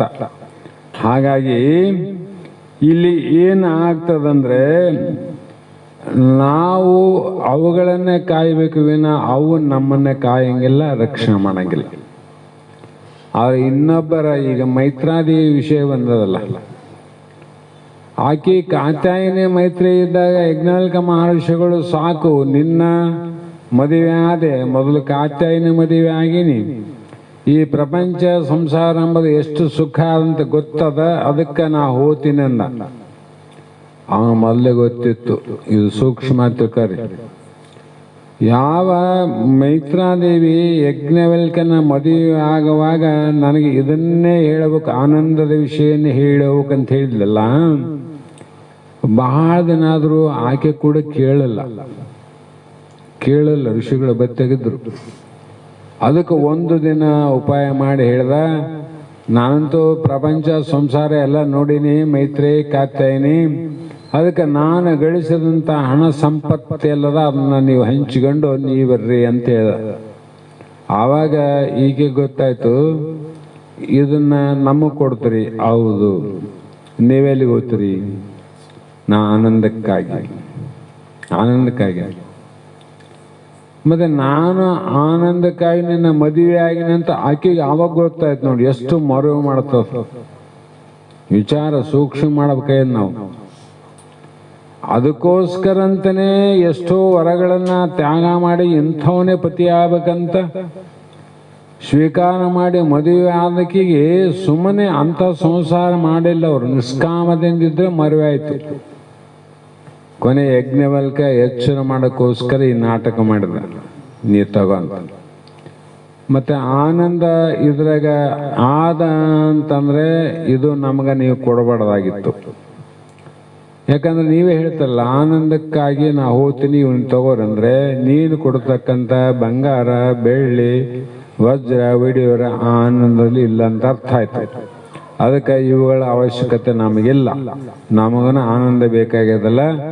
ನೀನಿಗೆ ಬಯಸಿದಂಥ ಆನಂದ ಏನದ ಅದು ಆನಂದವನ್ನ ನನಗೆ ಹೇಳಿ, ಅದು ಆನಂದ ಹೇಗಾಗ್ತದ, ಅದು ಎದರಲ್ಲಿ ಅದ ಅದನ್ನ ತಿಳಿಸೇ ನೀವು ಹೋಗಂತೇಳಿ ಕುಂತು ನೋಡಿ. ಕೇಳಕ್ ಕುಂತ್ಲಿ ಇದು ಹೇಳಕ್ ಶುರು ಮಾಡಿ. ಆಕೆ ಗೊತ್ತಿತ್ತು ಇವನ್ನ ನಾವೇ ಕಾಪಾಡ್ಬೇಕು. ಆದ್ರೆ ಕಾತ್ಯಾಯನಿ ಹೇಳಿದ್ಲು, ಇವೇ ನಮ್ಮನ್ನ ಕಾಪಾಡ್ತಾವ, ಇವನು ಋಷಿಯಾನ ಯಾವ ಕೈ ಕೊಟ್ಟು ಎಲ್ಲಿಗೆ ಹೋಗ್ತಾನೋ ಗೊತ್ತಿಲ್ಲ, ಇರ್ಲಿ ಬಿಡ ಅನ್ಲಕ್ಕೆ, ಇವೆಲ್ಲ ಕುಂಪೆ ನಮ್ಗೆ ಸಹಸ ಅನ್ಲಕ್ಕೆ. ಅಲ್ಲೇ ಮೈತ್ರಿ ಇದ್ಲು, ವಿಚಾರ ಮಾಡಿದ್ಲು, ಇವನ್ನ ಹುಚ್ಚ ಅದು ತಾನೇ ಕಾಯ್ಕೊಂತ ಕುಂದಿರ್ಬೇಕು. ಆ ಗುಣಗಳೇನವಲ್ಲ, ಗುಣಗಳೇ ಭೂಷಣ ಕರ್ಣಕ್ಕೆ. ಗುಣ ಏನವ, ನಮ್ಮಲ್ಲಿರುವಂತ ಸದ್ಗುಣ ನಮ್ಮನ್ನ ಕಾಪಾಡ್ತಾವ, ಹಣ ನಮ್ಮನ್ನ ಕಾಪಾಡಂಗಿಲ್ಲ, ಹಣವನ್ನ ನಾವು ಕಾಡಬೇಕು. ಗುಣ ಏನವ, ಒಂದಿಲ್ಲ ಒಂದಿನ ನಮ್ಮನ್ನ ಕಾಪಾಡ್ತದ. ಅದಕ್ಕೆ ಗುಣವಂತೆ ಅಂತ ಕರೆದಾರ ಒಂದೊಂದ್ಸಲ. ಕಾರಣ ಆಕೆದು ಮನಸ್ಸು ಪರಿವರ್ತನೆ ಆಗ್ಯದೀಗ, ಯಾರ್ದು ಕಾಯ್ತೆಯಿಂದ ಆಗಿಲ್ಲ, ಮೈತ್ರಾದೇವಿದ ಆಗ್ಯದ. ಕಾಯ್ತೆಯಿಂದ ಯಾ ಕಡೆ ಹೊರಟದ ಅಂದ್ರೆ ಈ ಕಡೆ ಹೊರಟದ, ಪ್ರಕೃತಿಯ ಧರ್ಮದಿಂದ, ಪ್ರಾಪಂಚದ ವ್ಯಾಮೋಹದಿಂದ ಲೋಕದ ವಿಷಾದಗಳಲ್ಲಿ ಮನಸ್ಸು ಹೋಗತ್ತದ. ಆದರೆ ಮೈತ್ರಾದೇವಿಯ ಮನಸ್ಸು ಹಂಗಾಗ್ಲಿಲ್ಲ. ಆಕೆ ಏನು ಮಾಡಲ್ಲ ಈಗ ಅಂದ್ರೆ ಏನು ಮಾಡಿಲ್ಲ. ನಾವು ಏನು ಮಾಡೋದು ಬೇಕಾಗಿಲ್ಲ, ಸುಮ್ಮನೆ ಸಣ್ಣ ದೃಷ್ಟಾಂತ. ಈಗ ಯಾವುದೋ ಒಂದು ಪೂರ್ವ ದಿಕ್ಕಿಗೆ ನಾವು ನದಿ ದಾಟಿ ಹೋಗ್ಬೇಕಾಗ್ಯದ, ಪೂರ್ವಕ್ಕೆ. ಆ ಪುಟ್ಟೆ ಕುಂತೀವಿ, ಆ ಅಂಬಿಗೆ ಏನು ಮಾಡೋದು, ಪುಟ್ಟಿ ಅದು ಪಶ್ಚಿಮಕ್ಕೆ ಹೋಗತ್ತು. ಪಶ್ಚಿಮಕ್ಕೆ ಹೋಯ್ತು ಒಂದು ಅರ್ಧ ಕಿಲೋಮೀಟರ್ 1 ಕಿಲೋಮೀಟರ್ ಅಂತ ಅನ್ಕರಿ, ಇಲ್ಲ ಒಂದು ಊರಿಗೂ ಹೋಯ್ತು ಅಂತ ಇಟ್ಗಾರಿ. ಆವಾಗ ನಾವು ಹೋಗೋದು ಆ ಕಡೆ ಅದ ಊರು, ಈ ಊರಿಗೆ ಬಂದಿವಲ್ಲ, ಏನು ಮಾಡ್ಬೇಕಂದ್ರೆ ಏನು ಮಾಡ್ಬೇಕೀಗ? ಆ ದೋಣಿಯನ್ನ ಬಿಟ್ಟು ಇನ್ನೊಂದು ದೋಣಿಯಾಗ ಕೂಡೋದಿನ ಅವಶ್ಯಕತೆ ಇಲ್ಲ. ಒಂದೇ ದೋಣಿಯನ್ನು ತಿರುಗಿಸ್ಬಿಡೋದಪ್ಪ. ಆ ಕಡೆ ಮುಖ ಆದದು, ಈ ಕಡೆ ತಿರುಗಿಸ್ಬಿಡೋದು. ಇನ್ನೊಂದು ಬೇಕನ್ನೋದಕ್ಕೆ. ಅದಕ್ಕೆ ನಮ್ಮ ಮನಸ್ಸಾದ್ರೂ ಕೂಡ ಯಾಕಡೆ ಹೊರಟದಂದ್ರೆ ಬೌದ್ಧ ಕಡೆ ಹೊರಟಿತ್ತಲ್ಲ. ಮೈತ್ರ ಗೊತ್ತಾಯ್ತು, ಅದನ್ನ ತಿರುಗಿಸ್ಬಿಟ್ಲು ನೋಡ್ರು. ನಮ್ದು ಅಷ್ಟೇ. ನಾವು ಇಲ್ಲಿವರೆಗೂ ಅನಂತ ಜನ್ಮದ ಬೌದ್ಧ ಕಡೆ ಸಾಗಿದ್ವಲ್ಲ, ಭವಸಾಗರದ ಕಡೆ. ಈಗ ನಮಗ ಅರಿವಾಗ್ಯದ, ಇಲ್ಲ ನಾವು ಹೋಗೋದು ಈ ಕಡೆ ಇತ್ತು, ದಾಟದ ಕಡೆ ಹೋಗೋದ ಬಿಟ್ಟು ಮುಳುಗದ ಕಡೆ ಬಂದೇವಲ್ಲ ಅಂತ ವಿಚಾರ ಮಾಡಿದಾಗ, ಬಂದೇ ಮತ್ತೆ ಮುಳುಗಮಂತಾರಲ್ಲ ಅವ್ರು. ಬಂದೇ ಮುಳುಗಮಂತ ಅನ್ನಂಗಿಲ್ಲ, ರಕ್ಷಣೆ. ಅದು ಮತ್ತೆ ಬದುಕಬೇಕಂತ ಅಪೇಕ್ಷೆ ಅದಲ್ಲ. ಅದ್ರಂಗ ಗೊತ್ತಾದ್ಮೇಲೆ ಯಾವಾಗ ಗೊತ್ತ, ಗುರುಶಾಸ್ತ್ರಾದಿಗಳಿಂದ. ಈಗೇನಾಯ್ತು, ಎಷ್ಟು ದೂರ ನಾವಲ್ಲಪ್ಪ, ಮತ್ತೆಲ್ಲ ಕಡೆ ಹೋಗಮ್ಮ ಅಂತೇಳಿ ಭವದಿಂದ ಮುಕ್ತರಾಗುವಂತ ದಾರಿ ಹಿಡಿದು ಒಬ್ಬನೇ ಪತಿಯ ಹೆಂಡಂದರಾದ ಕಾತ್ಯಾಯಿನಿ ಮುಳುಗಿ ಹೋದ್ಲು, ಮೈತ್ರಾದೇವಿ ತೇಲಿ ಹೋದ್ಲು ನೋಡ್ರಿ. ಹೌದು. ಹಾಗಾಗಿ ಇಲ್ಲಿ ಕೂಡ ನಮಗ ಕ್ರಮವಾಗಿ ಸಕಲ ವಿಜ್ಞಾನಕ್ಕೆ ಅಖಿಲ ವಿಕಾರಕ್ಕೆ ಪ್ರಕೃತಿ ತಾನಾಗಿ ಪಳೆಯುತ್ತಿರ್ಪ, ಸೂಕರದ ಅಹಂಕೃತಿ ತಾನೇ ತಿಳಿಯೇ ವೈಕಾರಿಕ ಒಪ್ಪೋದು, ಅದು ಸತ್ವಗುಣ ಮೂಲ ಅಂದ್ರು.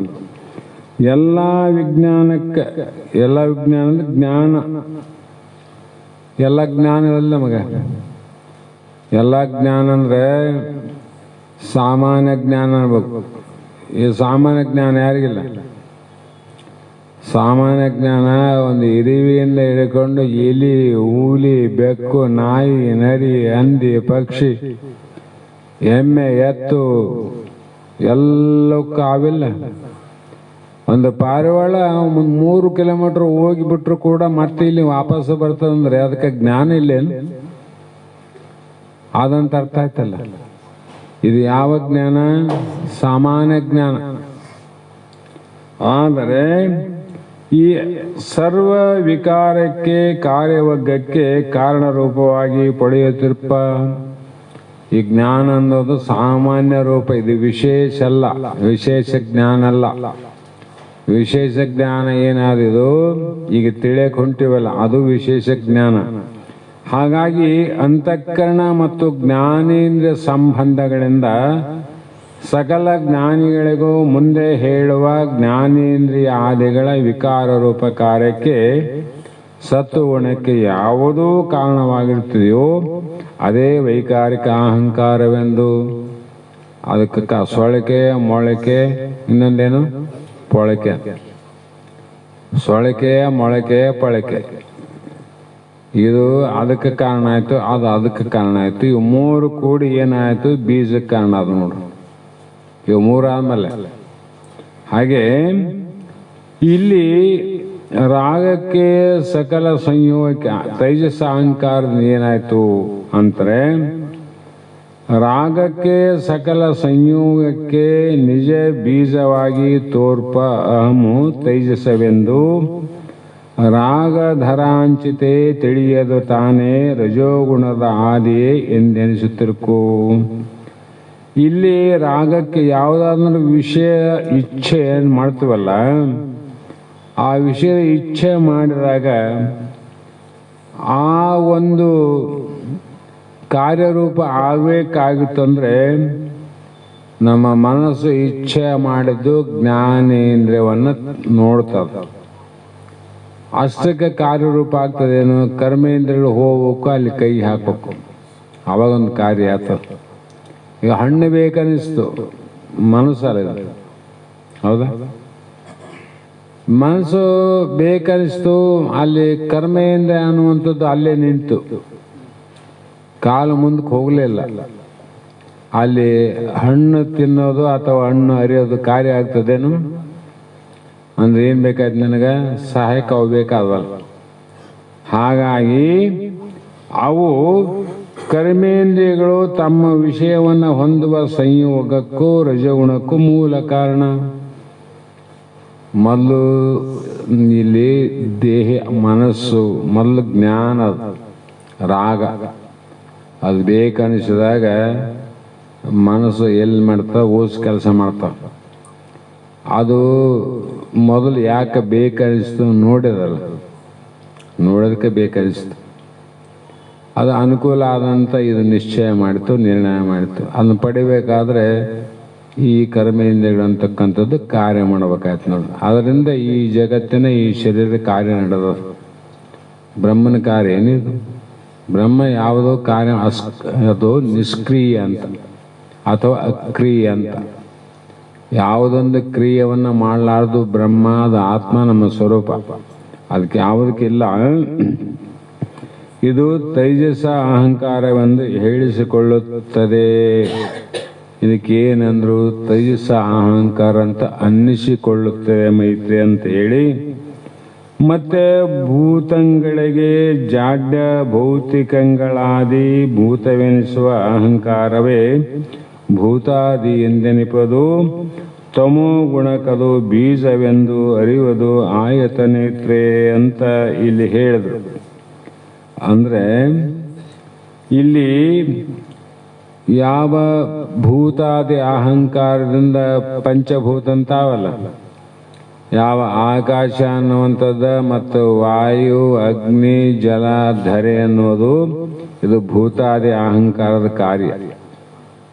ಅವು ಕರ್ಮೇಂದ್ರಿಯ, ಜ್ಞಾನೇಂದ್ರಿಯ, ತೈಜಸ ಅಹಂಕಾರ ಮತ್ತು ಭೂತಾದಿ ಅಹಂಕಾರ.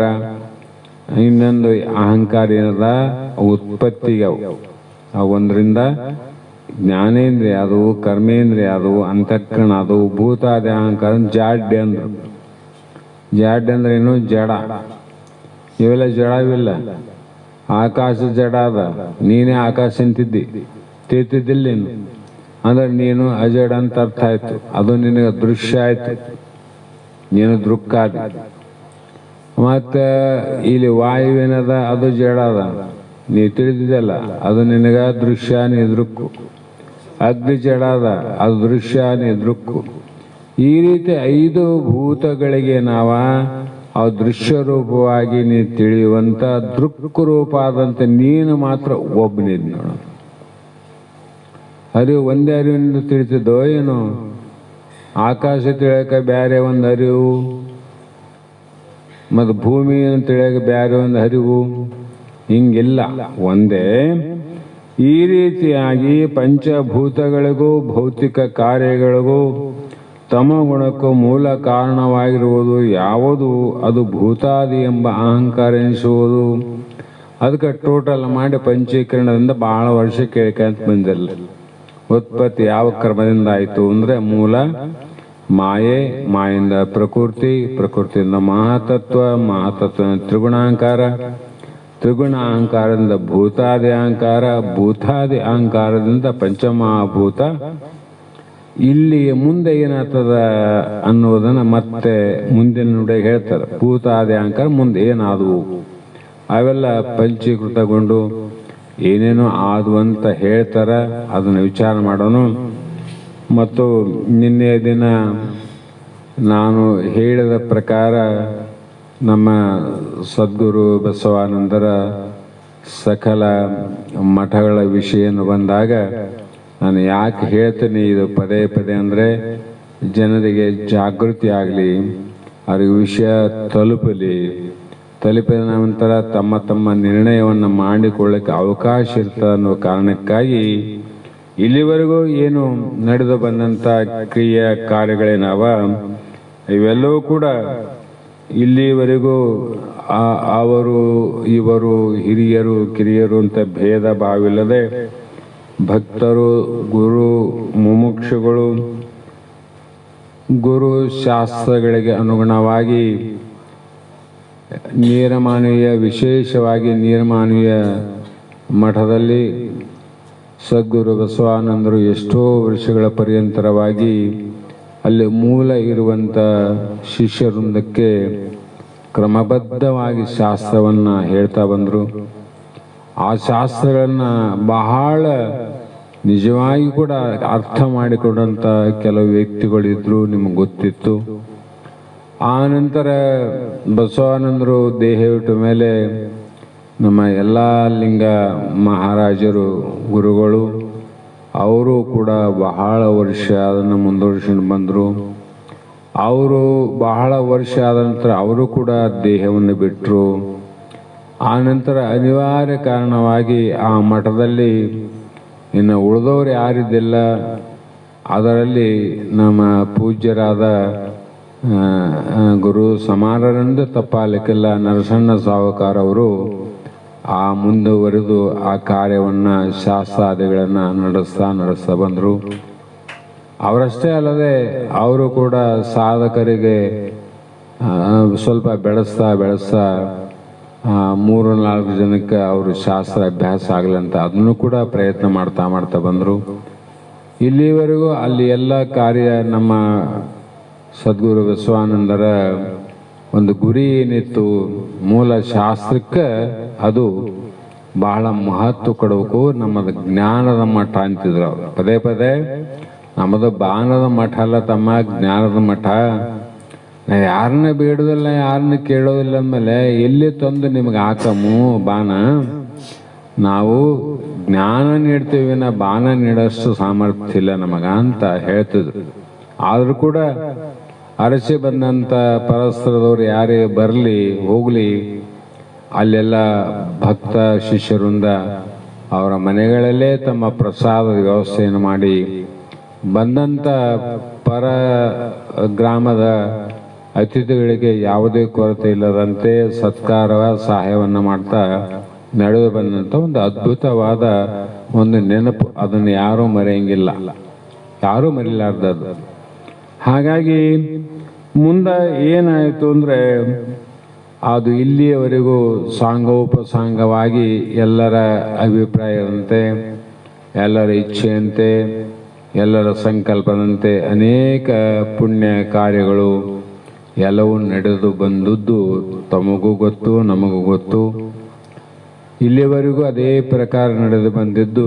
ಈಗಲಾದರೂ ಕೂಡ ಕಿಂಚಿತ್ತು ಯಾರ ಒಬ್ಬ ವ್ಯಕ್ತಿಗತವಾಗಿ ಅಥವಾ ಒಬ್ಬ ಸಾಮಾನ್ಯ ವ್ಯಕ್ತಿಯಾಗಲಿ ಒಬ್ಬ ಬಾಲಕನೆಂದು ಹಿಡಿದುಕೊಂಡು ಅಲ್ಲಿ ಇರುವಂಥ ಎಲ್ಲ ಹಿರಿಯರಿಂದ ಎಲ್ಲವೂ ಕೂಡ ಕ್ರಮಬದ್ಧವಾಗಿ ನಮ್ಮ ಅಪ್ಪಣೆಯಂತೆ, ನಮ್ಮ ಸಹಕಾರದಂತೆ ನಮ್ಮನ್ನೆಲ್ಲ ಕೇಳಿ ಅವ್ರನ್ನ ನಾವು ಕೇಳಿ ಮಾಡೋದು, ನಾವು ಅವ್ರನ್ನ ಕೇಳಿ ಮಾಡೋದು, ಇಷ್ಟೇ ನಡೀತಾ ಬಂತು.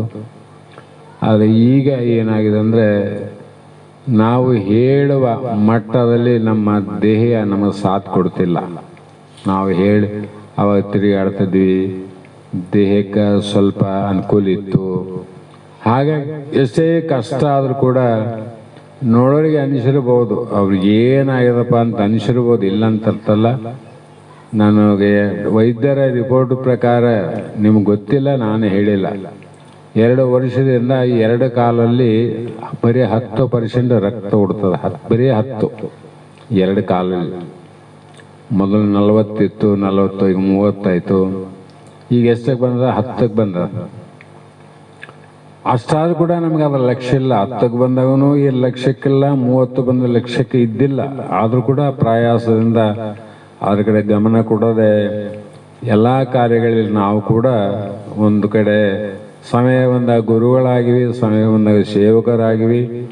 ಗುರುಗಳಾದವನು ಏನು ನಮಗೆ ಹೆಮ್ಮೆ ಇಲ್ಲ, ಸೇವಕರಾದವು ಕೂಡ ನಮಗೆ ಕುಗ್ಗು ಹಿಗ್ಗು ಅನ್ನೋದು ಏನಿಲ್ಲದೆ ಒಟ್ಟು ಸದ್ಗುರಿನ ಒಂದು ಸಂತೋಷ ಕಾರ್ಯವನ್ನು ಮಾಡ್ತಕ್ಕಂಥ ಸೇವಾ ಭಾಗ್ಯ ನಮ್ಮೆಲ್ಲರಿಗೆ ಸಿಕ್ಕಿದೆ ಅನ್ನೋದೇ ದೊಡ್ಡ ಆನಂದದ ವಿಷಯ. ಆದರೆ ಅನಿವಾರ್ಯವಾಗಿ ಏನಾಯ್ತಂದ್ರೆ ಇದು ಮುಂದೆ ಹೋಗ್ಲಾರ್ದಂಗೆ ಆಯ್ತಲ್ಲ, ಗಾಡಿನೇ ಮುಂದೆ ಹೋಗಲಾರ್ದ ಪರಿಸ್ಥಿತಿ ಬಂದಾಗ ನಾವು ಮತ್ತೆ ಯಾರಿಗೂ ಹೋಗಿ ಕೇಳುವಂಥ ಇದು ಸಂದರ್ಭ ಇಲ್ಲದ ಕಾರಣ ಪಾಪ ಅವರೆಲ್ಲರೂ ನೀವು ಮುಂದೆ ಆದರೆ ಏನಾದ್ರು ನಾವು ಮುಂದೆ ನಾವೇನು ಇಲ್ಲಂತಲ್ಲ, ಹಿಂದೆ ಇಲ್ಲ. ಆದರೆ ವರ್ಷದಂತೆ ನಾವು ಎಲ್ಲದಕ್ಕೂ ನಮ್ಮಿಂದ ಬಂದು ಮಾಡ್ತಕ್ಕಂಥ ಕಾರ್ಯ ಅಲ್ಲ. ಅದಕ್ಕೆ ಈಗ ಹೇಳಿವಿ, ಆದಷ್ಟು ನಾವು ಇರುವಾಗಲೇ ಅದನ್ನು ಡೋಣಿ ತಿರ್ಸ್ಬೇಕು. ಈಗ ನಾವು ಡೋಣಿ ಈಗ ತಿರ್ಸ್ಬೇಕಾಗ್ಯದ. ಮೊದಲು ಹಿಂಗಿತ್ತು, ಹೋತಿತ್ತು. ಆದರೆ ಈಗ ಅಲ್ಲಿ ಇದೆ ಅಂದಾಗ ಡೋಣಿ ತಿರ್ಸಂದ್ರೆ ಮನಸ್ಸನ್ನು ಸ್ವಲ್ಪ ನಾವು ಈ ಕಡೆ ಪಾರಮಾರ್ಥದ ಕಡೆ ಹೆಚ್ಚು ಇನ್ನು ನಾವು ಹೊಲು ಕೊಡಬೇಕು ಅಂತ ಅಪೇಕ್ಷೆ ನಮಗುಂಟು, ನಿಮಗೂ ಉಂಟು. ಅದರಂತೆ ನಮ್ಮ ವೇದಾಂತ ಬೆಳಗದ ಸುಮಾರು 25-26 ವರ್ಷದಲ್ಲಿ ಸಾಕಷ್ಟು ಜನ ವೇದಾಂತ ಬೆಳಗ ಅಂದರೆ ಎಲ್ಲರೂ ಬಂತಂತ. ಒಬ್ಬರ ಹೆಸರು ಹೇಳಿದ್ರೆ ಒಬ್ಬರ ಹೆಸರು ಬಿಟ್ಟಂಗೆ ಆಗ್ತದೆ. ಆ ಕಾರಣದಿಂದ ಎಲ್ಲರೂ ಇಲ್ಲಿಂದ ಶ್ರವಣವನ್ನು ಮಾಡಿ ಬೇರೆ ಬೇರೆ ಕಡೆ ಮತ್ತೆ ಹೋದಂಥ ಎಲ್ಲ ಮುಮುಕ್ಷಗಳಿಗೂ ಮತ್ತು ಶಿಷ್ಯವರ್ಗಕ್ಕೂ ಮತ್ತು ಭಕ್ತ ವರ್ಗದವರು ಕೂಡ ಈ ಮಠದಲ್ಲಿ ಸಾಕಷ್ಟು ಅನ್ಯೋನ್ಯತೆಯಿಂದ ಎಲ್ಲ ರೀತಿಯಿಂದ ಅವರು ಮಾಡಿ ಬಂದಂಥ ಕಾರ್ಯ ಇದೆ. ಅದೆಲ್ಲರೂ ಮೆಚ್ಚುವಂಥದ್ದು. ಯಾವ ರೀತಿಯೂ ಕೂಡ ಯಾರ ಮಾತಿಗೂ ಕೂಡ ಭಿನ್ನ ಭಿನ್ನ ಕಲ್ಪನೆಗಳನ್ನು ಮಾಡಿಕೊಳ್ಳದೆ ಎಲ್ಲರ ಸಹಕಾರದಿಂದ ಇಲ್ಲಿಗೆ ಬಂದೀವಿ. ಈ ಬಂದ ವ್ಯತ್ಯಾಸ ಏನಂದರೆ ನಮ್ಮ ಶರೀರದ ಗುಣಧರ್ಮದಿಂದ ನಾವು ಓಡಿ ಮಾಡಲಿಕ್ಕೆ ಆಗಲಾರದ ಕಾರ್ಯ ಅದ. ಅದಕ್ಕಾಗಿ ಇರುವಾಗನೇ ನಾವು ಯಾರಿಗೆ ಏನು ಹೇಳಲಾರ್ದ ಹೋದ್ರು ಅಂತ ಅನ್ನೋ ಅಭಿಪ್ರಾಯ ಬೇಡ ಅಂತಕ್ಕ ಭಾವದಿಂದ ಈಗಲಾದರೂ ಕೂಡ ಇದರ ಮುಖಾಂತರ ಕೂಡ ನಾವು ಎಲ್ಲರಿಗೂ ಸೂಚನೆ ಕೊಡ್ತೇವೆ. ಮತ್ತು ಪತ್ರದ ಮುಖಾಂತರ ವಿಶಾಲವಾಗಿ ಟಿಪ್ಪಣಿಯನ್ನು ಕೊಡ್ತೇವೆ. ಕಾರಣ ಏನಂದರೆ ಎಲ್ಲ ಮಠಗಳು ಆ ಮಠ ಈ ಮಠ ಅಂತೇನಿಲ್ಲ. ಎಲ್ಲ ಮಠಗಳು ಈಗೇನು ಯಾವ್ಯಾವ ಊರುಗಳಲ್ಲಿ ಯಾವ್ಯಾವ ಗ್ರಾಮಗಳಲ್ಲಿ ಇದ್ದಾವೆ ಅವರವರ ಗ್ರಾಮಗಳಲ್ಲಿ ಅವರವರ ಊರುಗಳಲ್ಲಿ ತಮ್ಮ ಮಠಕ್ಕೆ ಮತ್ತೊಬ್ಬ ಮಠಕ್ಕೊಬ್ಬ ಅಧಿಕಾರಿಯನ್ನಾದರೂ ಮಾಡ್ಕೋಬೋದು. ಇಲ್ಲ ತಮ್ಮ ಊರಿನ ಮಠಗಳನ್ನು ತಾವೇ ಆದರೂ ಕೂಡ ಮುಂದುವರಿಸ್ಕೊಂಡು ಹೋಗ್ಬೋದು. ಸರ್ವಕ್ಕೂ ಅವರೆಲ್ಲ ಸ್ವತಂತ್ರ ಆದ ಅಂತಕ್ಕಂಥ ಮಾತನ್ನು ಮತ್ತೊಮ್ಮೆ ನಾನು ಹೇಳುವಂಥ ಅನಿವಾರ್ಯ ಪ್ರಸಂಗ ಬಂದದ. ಇದು ಹೇಳಬಾರ್ದು ಅಂತ ಇತ್ತು, ಆದರೂ ಕೂಡ ಹೇಳದೇ ಇದ್ದರೆ ಇದು ಅದೇನಾಗ್ತಂದ್ರೆ ಅವರಿಗೂ ಅರ್ಥ ಆಗೋದಿಲ್ಲ, ಅವ್ರು ಮುಂದುವರೆಯಕ್ಕೂ ಅಸಾಧ್ಯ ಆಗ್ತದೆ. ಹೇಳಿದ್ರೆ ಗೊತ್ತಾಗ್ತದೆ ನೋಡಿ, ಹೌದಪ್ಪ ಹಿಂಗೆ ಪರಿಸ್ಥಿತಿ ಆದಾಗ ನಾವೇನಾದರೂ ಒಂದು ನಿರ್ಣಯ ಮಾಡೋಣ ಅಂತ ಆದ. ಅದಕ್ಕೆ ಇಲ್ಲಿಯವರೆಗೂ ಏನಾಗಿದೆ ಅಂದರೆ ಎಲ್ಲ ನಡೆದ ಬಂದಂಥ ಕಾರ್ಯಗಳಿಗೆ ಮುಂದುವರೆದು ಸಾಮಾನ್ಯ ವ್ಯಕ್ತಿಗಳಲ್ಲಿ ನಾನು ಒಬ್ಬ ತಮ್ಮಂತೆ ಒಬ್ಬ ವ್ಯಕ್ತಿಯಾಗಿ ಸದ್ಗುರುಗಳ ತಾವು ಮಾಡುವಂಥ ಕಾರ್ಯದಲ್ಲಿ ನಾನು ಕೂಡ ಭಾಗಿಯಾಗಿ ನಾನು ಯಾವ ರೀತಿಯಿಂದ ಭಾಗಿಯಾಗ್ಬೋದು ಅದನ್ನು ಆಗಬಹುದು ವಿನ ಶರೀರ ದೃಷ್ಟಿಯಿಂದ ನಾನು ಮಾಡಲಿಕ್ಕೆ ಆಗದಂಥ ಒಂದು ಅನಿವಾರ್ಯ ಅದ.